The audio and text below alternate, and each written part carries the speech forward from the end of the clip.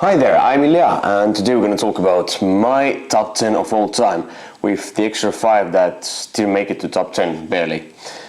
But first of all, I want to talk about my taste. It's really hard to tell what I like, because I like lots of things, lots in games, but it's a bit easier to tell what I don't like. Normally I don't like cooperative games that much. I'm neutral on that side, but we're not playing them that much anymore. Space-themed games, heavy Euros, this German-style heavy Euros. Then some other economic games, for example, but I don't like. But I do like all sorts of set collection, hand management, worker placements, action point, allowance system, these mechanics. Deck building is fine with me. I don't play it that much, but there will be a deck building game on the top 10 also. It's a small spoil there. But let's start with the first 5 games that were out of the top 10. It's number 15 to number 11.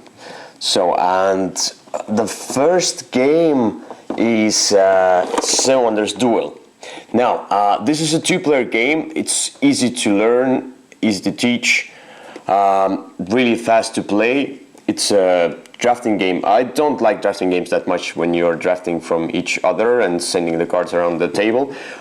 What I do like in this game is that you're drafting from the center, and you're uncovering some new cards for your opponent or for yourself, and you need to make some really cool decisions, tactical decisions, although the strategy is also involved in this game. So it's really cool. Game from Anton Bauza and Bruno Cathala. Bruno Cathala is my favorite designer, but Anton Bauza is also great. So this is Marauders Duel. It's a must-buy for everyone who likes 2-player games. Now, this was number 15. Number 14 is a game, Elysium. Now, Elysium has a Greek mythology here, but the thing is that the theme is non-existent. But what I like about this game, I love all sorts of card games, and the hand management here, the aspect of moving the cards into the sets down into the Elysium and then scoring points, or having the cards in front of you and using their special abilities. That's the tactical aspect, is you're always deciding whether I will move some, or what cards I will move to Elysium and what cards will stay in my tableau so I can use their special abilities. And it's so cool. It has high replayability, as you are not using all the gods at gods decks at the same time in the same game. You will mix and match, and all the decks are really different and have different small rules into them, but the gameplay itself is really simple, and the rules are simple, and it's so engaging, it's so cool. It's cool as a 2-player game as well, so check it out, Elysium. Now let's go down to number 13. It was on my top 10, I think, at the start of the year, but few games have went up. This is Abyss. Now, Abyss is a really cool game. Bruno Cathala is involved, as always.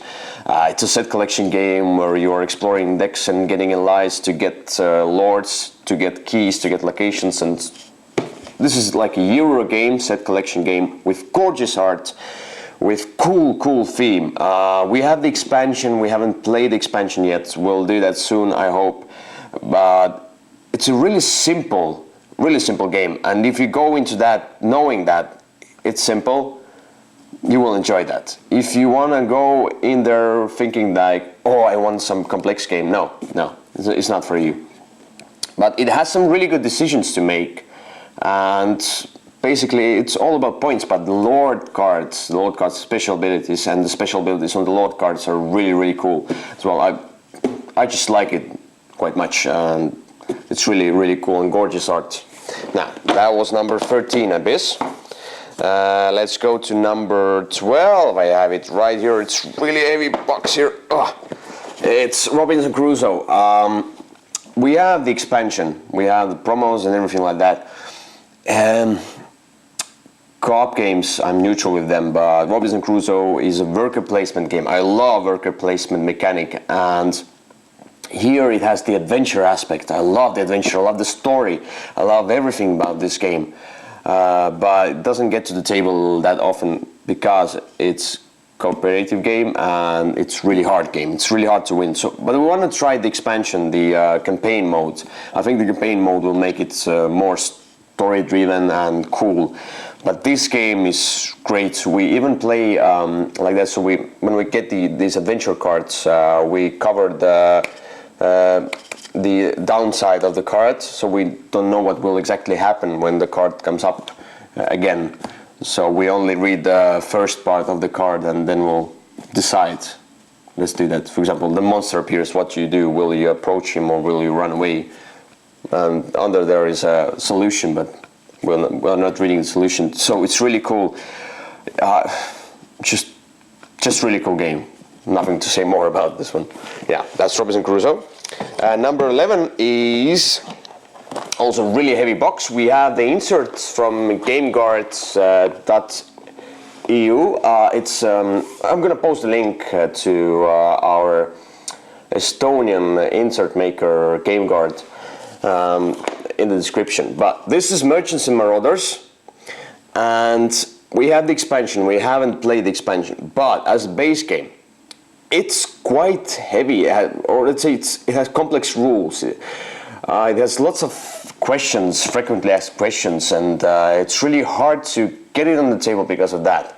But on the other hand, the theme, it's great. The pick up and delivery aspect, trading aspect, everything with this game is cool. You can be a pirate, you can be a trader, merchant, you upgrade your ships, you go to the missions, you hear rumors, and then you go and find out that the rumors were true or false, and you fight.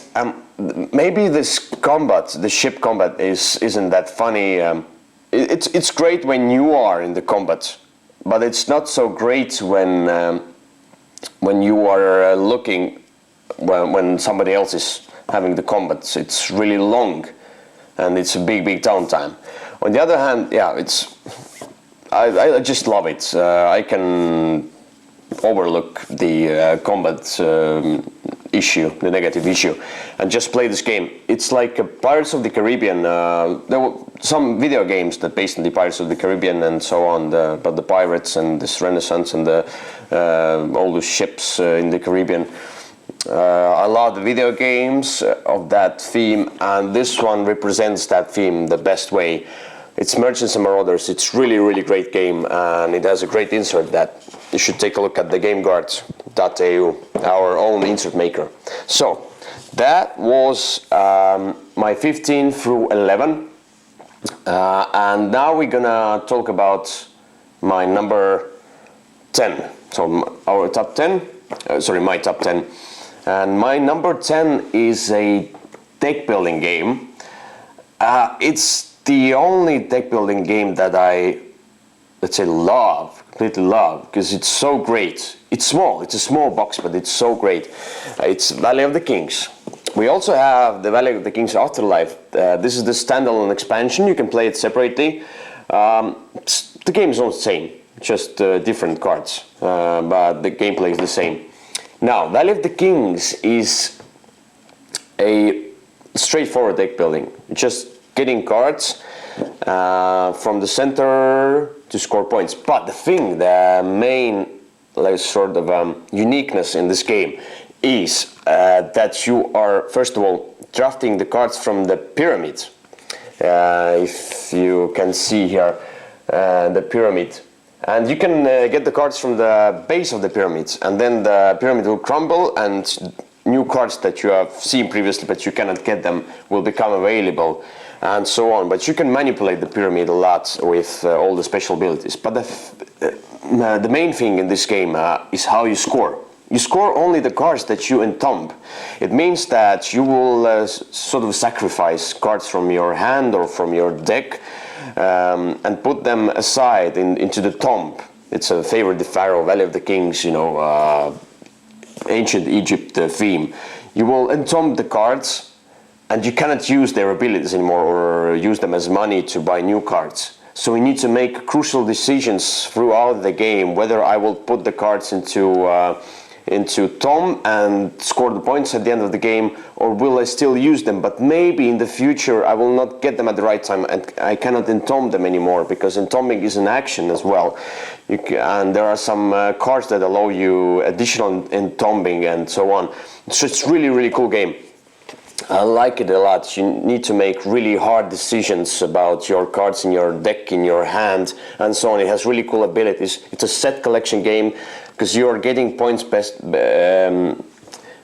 the sets. It depends. For example, you need to get weapons. You need to get different weapons. If you get 7 weapons, you will get 49 points. If you get only 5 weapons, you get 25 points, and so on. So it's really cool. We'll definitely try. We haven't tried the Afterlife, but we'll probably mix everything together and then have that epic deck building game. So Valley of the Kings, number 10.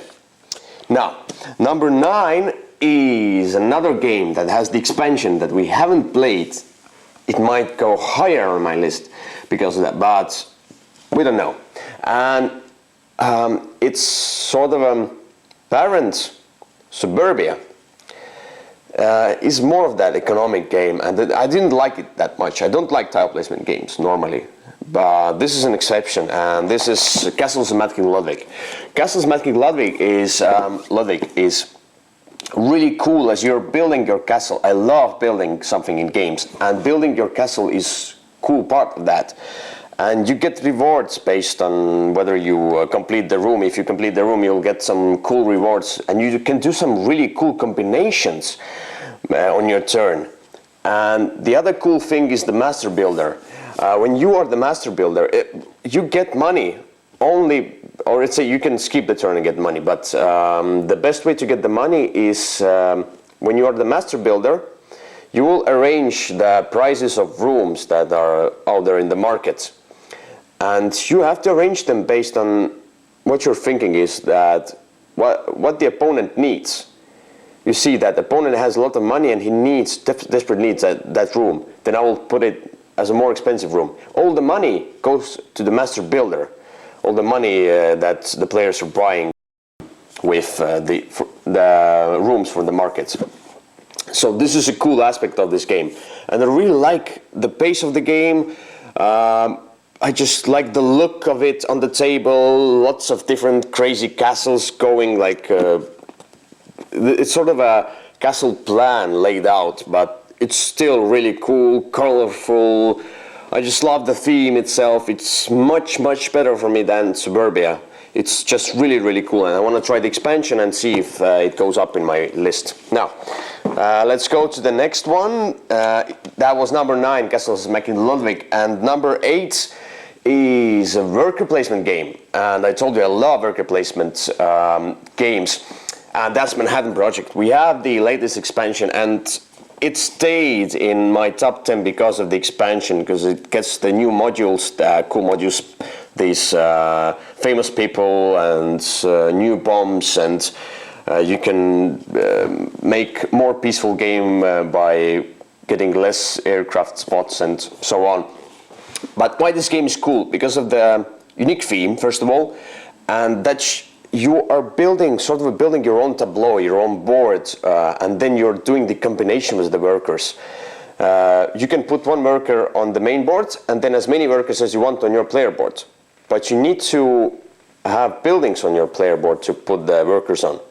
And you will buy new buildings and do all the combinations. I will get yellow cakes to get plutonium to get the bomb done and so on. And the game goes really slowly until it goes like and it's done. It's really cool. I love it. I love it. It has different workers. That's great because you cannot go. There's engineers, scientists, and laborers, and you can go on certain spots only with engineers or laborers. Or scientists. I like it a lot. It's quite interactive, I would say, regarding, for example, I will get your, but it's peaceful interacting, except the aircraft when you're bombing other players' buildings, and spy aspect is, as well is quite nasty, but it's not like you're fighting and destroying each other. It's just like you're getting benefit from your opponents when you want to do that, you know. And that's cool. Manhattan Project, my number 8. My number 7 was my number 2 on the previous list, but it fell down because we didn't play that much anymore, and that's Mice and Mystics. It's still a great game. It's a cooperative game. Wow, but I'll tell you, it's a story-driven game. We play it because it's a story. It's a great story. It's like a book that you're going through. We played with Alina together. We play it as a 2-player game. And when we play, we always talk to each other and not like, hey Alina, now it's your turn. No. Ness, it's your turn. Colin, it's your turn. You know, we're playing the characters. We are into this game. We are into the characters of this game. And it has really simple, although the rules are more complex, but not that complex, but not easy also. But the mechanics itself is really just roll dice and do things based on the dice. That's it. But how it looks, how the story is made, it's really cool. We want to play it because of the story. We even made some house rules regarding some things so we can get the game feel easier as a cooperative game, because we just want to go through the story. We have all the expansions, and we love this game as a story-driven game. There's nothing to say about it. Playhead games always have a great quality, you know that.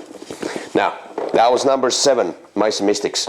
My number 6, oh, that's a great game. It's a new game that came out this year. We got it in Essen, we played it, and it was wow, it was a blast. It was just completely great game. And that's Raptor. It's by Bruno Faidutti and Bruno Catala. Bruno Catala, as always, involved in all the great games.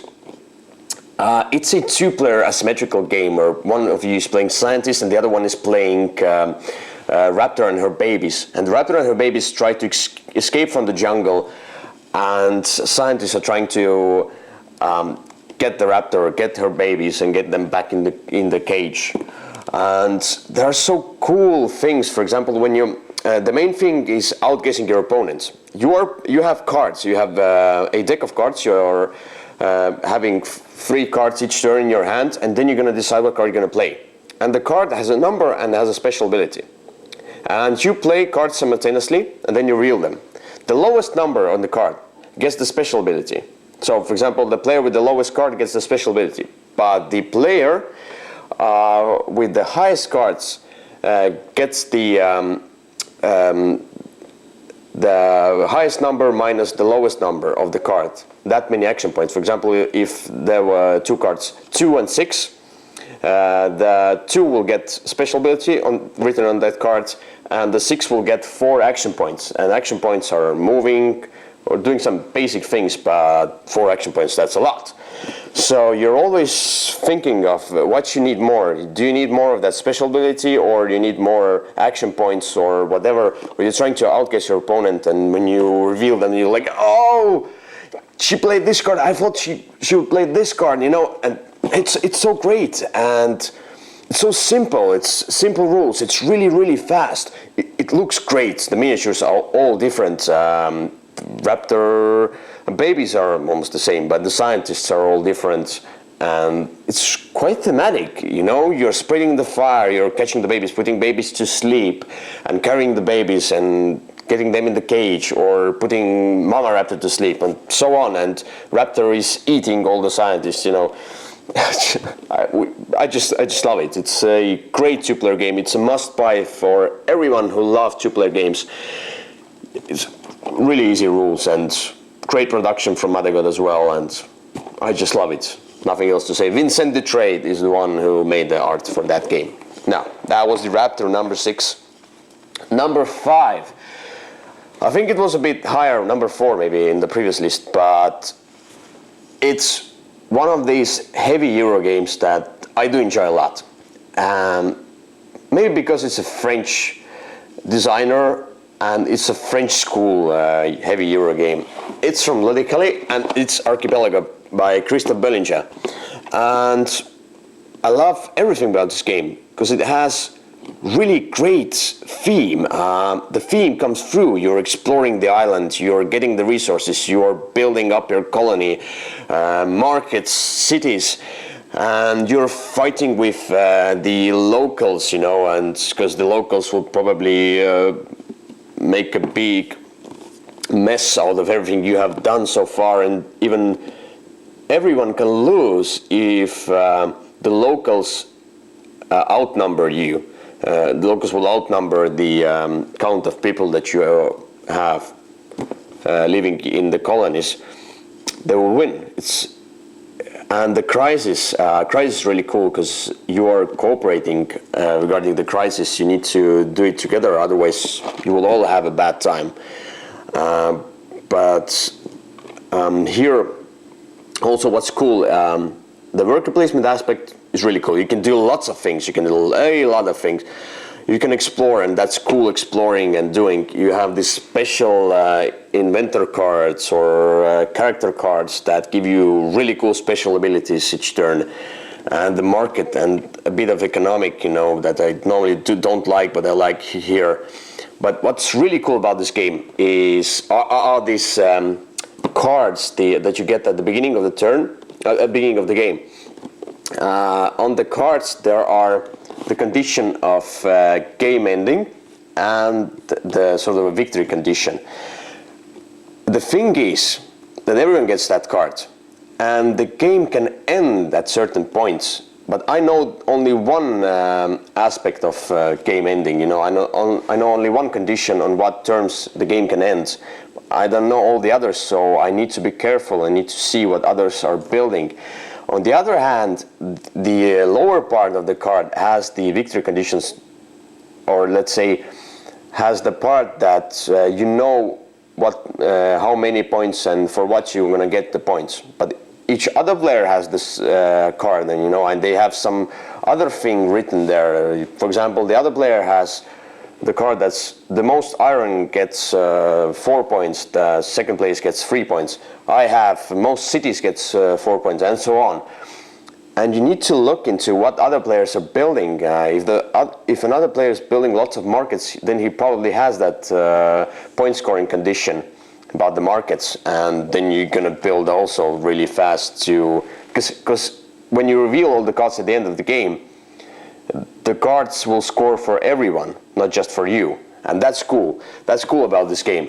That's why I love this game. It's full of theme. I love the theme. I love the look of the game. It's heavy Euro, but it's a great heavy Euro.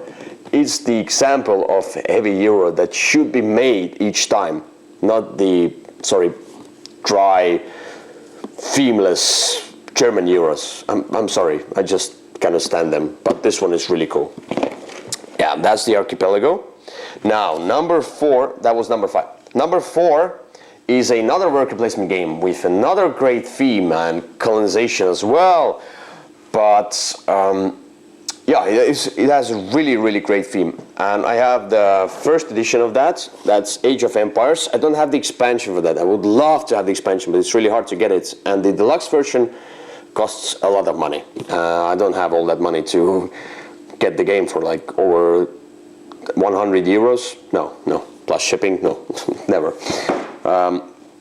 But Age of Empires is a really great worker placement game where you are having different workers and they act differently and they give you different special things, abilities. The merchant gives you money, the missionary gives you another settler because you're spreading the religion there. It's an area control game where you're scoring based on what areas you control, and it has some interactive moments regarding the war, and you have soldiers, you have the exploration aspect of the game, you have set collection of here, just yeah, at some point it's a point salad, but it's really cool to see. The set collection aspect is the goods that you're gonna get. The goods are really important because each turn goods will give you money, based on what collection of goods you have, you'll get the money. At the end of the game, instead of getting the money, you will get the points based on your collection. So you always need to go further and make your collection even bigger to get more money, to get, for example, special buildings that will give you special abilities that will help you to earn more and more and give you more workers and give you more points at the end of the game. It's so cool. There's a lot in this game. I love this game. I love this game a lot. It's my... Yeah, it's from my favorite. Yeah, it is. It is my favorite worker placement game out there. Yeah, the production here, the box is half empty, even more than half empty. Really big box, but whatever, it doesn't matter. The art should be better. I don't like the art that much, but that doesn't bother me also too much. I just love this game. You should try this game if you haven't tried it. It's one of the best worker placement games I have ever played. Well, for me, it's the best. But there are some other really cool worker placement games probably. But if you are the worker placement guy, you should try this. Definitely 100%, 200%, 300%. That's your game. That's your game. That's Age of Empires. Ooh, now we are in the top 3.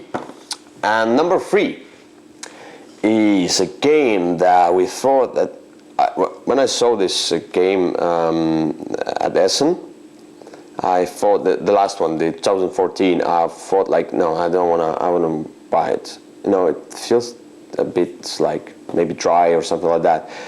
But eventually we went to a local shop in January this year, and I just couldn't stand it. I just picked up a copy. I just wanted to know what's really cool about this game, because everyone was raving about this game. That's Korean design patch history. It's a civilization building game. Yes, the theme is not that big here, and you are building sort of a cloth, or you're patching your empire.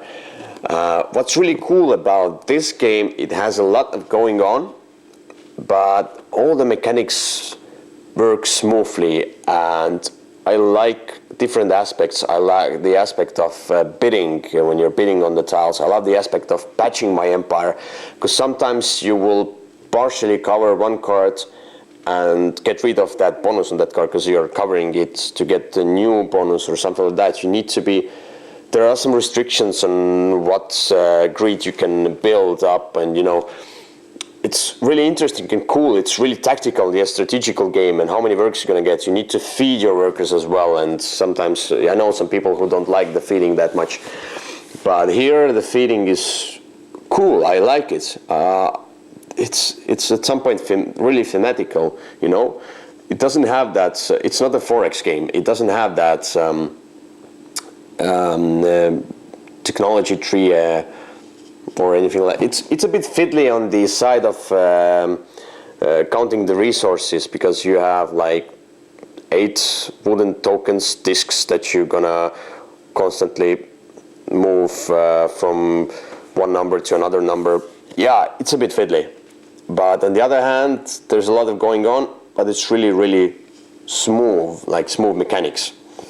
And I like this game, and I like how it looks at the end of the game, how everyone's patches civilization looks. It feels like a civilization game, but a really unique civilization game. I love the civilization theme, and this one is a great addition to our collection. The best civilization game I have played so far, I think. I hope maybe Through the Ages will be a great one as well. I haven't tried it yet, but at this point the patch history is great. The best civilization game I have played so far. Now, that was number 3. Number 2, I pre-ordered this game in December 2014, and I got it at the end of the August 2015. I waited so long. It was almost like a Kickstarter.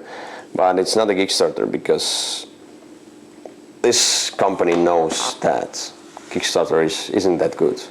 You know, this company loves its customers, and they know what they do, and it's Dead of Winter. Dead of Winter is just great. It's a cooperative game, yes, but each one of you has a secret mission, and you're doing this on your own, and some people can win, some people can lose, and you have the traitor probably in the team there, and so it doesn't feel really like completely cooperative game, and that's what I like about this game, that some people can win. Even if the colony wins, not all of the players will win, because each one of you needs to get his special objective done.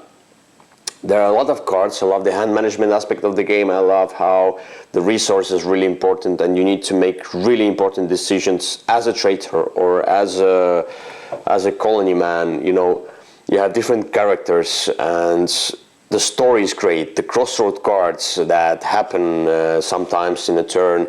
Then you're going to read out the story, and the story is different. It's great. It has the theme. This game is full of theme. It's a Walking Dead as a game.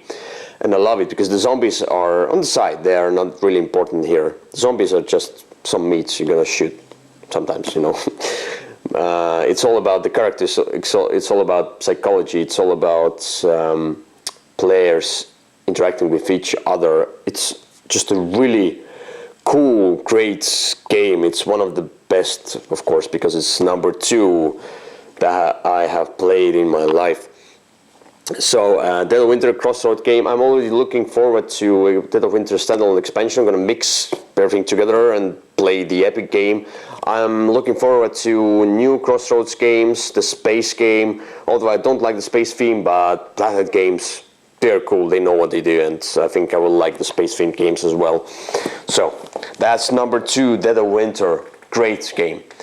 And number 1, I think, maybe if you have seen my list before, and I've been raving about this game a long time already. It's been my number 1 for at least 2 years, I think. I don't know, it's nothing can be compared to this game. We have all the expansions, but it would be my top 1 even without the latest expansion, Titans. Now you know what I'm talking about. I think it's Cyclades, or whatever. It's Bruno Catala, Ludovic Mablanc. You see, Bruno is on a rampage. He's just great. This game is big. Although it has really simple rules, it doesn't have really complex rules, and it has great theme. It has lots of great components in it. It has that bidding aspect where you're bidding for the god, you know, and then you're getting the god's ability, and you can do lots of things on a turn if you have enough money. The money is really important in this game, so you need to manage your money carefully, and you need to wait for the opportunity to strike somewhere, you know. I love how it's area control at some point, but it don't feel like a war. You can attack each other, but you can win without attacking at all. You just need to build 2 metropolises, but while you attack, you need to get more gold, or you want to get the other player's metropolis and stop him from winning and win yourself, you know.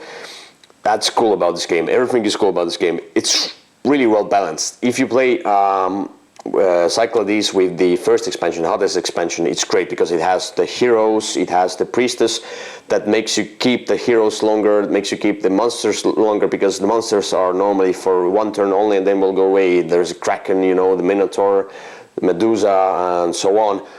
It's just great theme, great game. It's the best game I have played so far. Nothing has beat this game.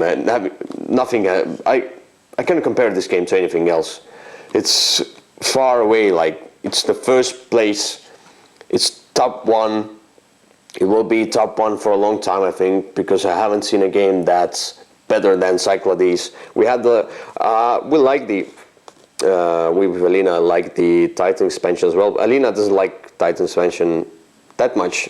She's alright with that. Sorry, I like it more, but even without the Titans expansion, this one would be my number 1 because it's so great. It has a lot of going on. It has that resource management, it has that auction bidding, it has these gods, and a bit of that randomness inside it, you know, that makes the game feel more, I think, smooth even with that random, you know, and makes the replayability higher.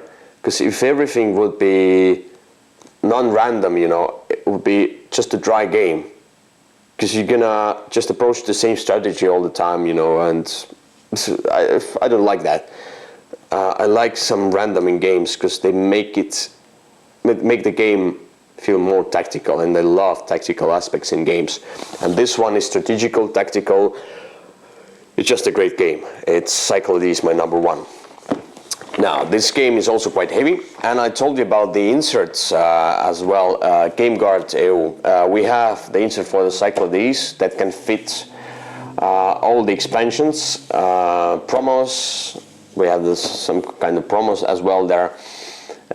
It's made by GameGuard EU, Estonian. Allan Brandt is Estonian guy. He makes the inserts here, wooden inserts, and he makes a great job. We give him games normally, and then he designs the insert based on the games that we give him. We're gonna continue that work together, and he's gonna make some more great inserts. The shipping is not that bad, so check it out. I'll put the link in the description. And just want to thank you for staying with me, looking into my top 10 of all time. If you have any comments, comment on all the games, comment on anything you want on my taste. I just love to hear some comments and some negative comments, whatever you want to say. Just talk to me. All right. Sorry, yeah. Thank you, folks. I will see you then next time. I hope we can make the Alina's top 10 as well. Bye-bye.